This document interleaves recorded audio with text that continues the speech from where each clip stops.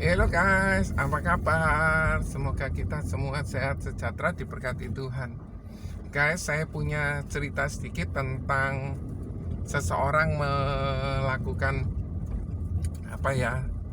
tindakan untuk melakukan penjualan. Nah, saat itu dia berhasil jual satu alat gitu sebesar 3.000 unit per bulan. Nah, karena berjalannya waktu dan kondisi ekonomi yang jelek, akhirnya dia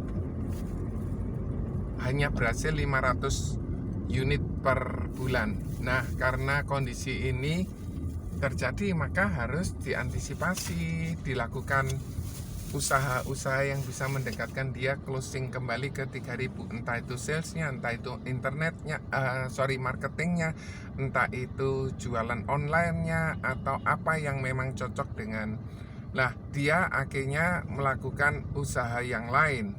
Sebagai contoh, saat dia melakukan jual misalnya kayak rokok gitu ya, berhasil.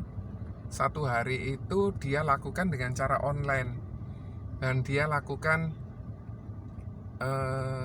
di rumah, sehingga Gojek itu satu hari itu bisa 15, bisa 20, luar biasa. Tetapi entah mengapa dia melakukan usaha yang lain.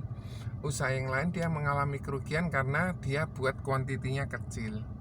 Ada hal yang lainnya lagi, misalnya sebuah industri otomotif. Misalnya sebut aja mereknya X gitu ya.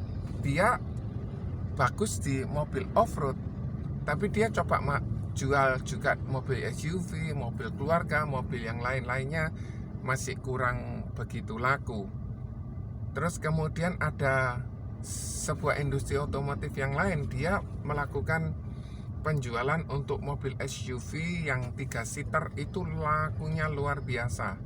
Tapi dia juga jual untuk hal yang lain, sama seperti sebuah industri otomotif yang besar juga, dia terpaksa bikin atau jual low cost carrier car gitu ya, yang murah karena memang adanya kondisi ekonomi ini. Kalau dia tidak melakukan seperti itu, maka dia tidak bisa beradaptasi. Sebagai contoh, mobil diesel yang zaman dulu sebelum ada merek-merek yang muncul baru, ada yang luar biasa Bapak Ibu, karena dia betul-betul fokus di industri mobil diesel tersebut. Ternyata mobil diesel tersebut digantikan oleh kompetitornya, dan dia tidak melakukan inovasi-inovasi lagi, maka dia bisa ibaratnya penjualannya berhenti, padahal itu sebuah industri otomotif yang besar. Hal itu sangat disayangkan. Kenapa kok dia tidak mau beradaptasi? Sama seperti kalau kita sebagai agent prudential, kita tidak beradaptasi dengan caranya kita belajar menggunakan Profos, terus kemudian jual menggunakan teknologi, atau kita tidak menggunakan Zoom, maka kita akan terlibas, kita tidak bisa jual kembali. Oleh karena itu, kita mesti perlu hati-hati dan perlu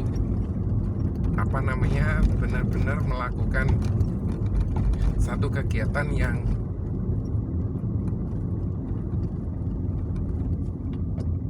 mendatangkan kita untuk selalu berinovasi dengan kondisi yang ada. Terima kasih guys, semoga bermanfaat. God bless you.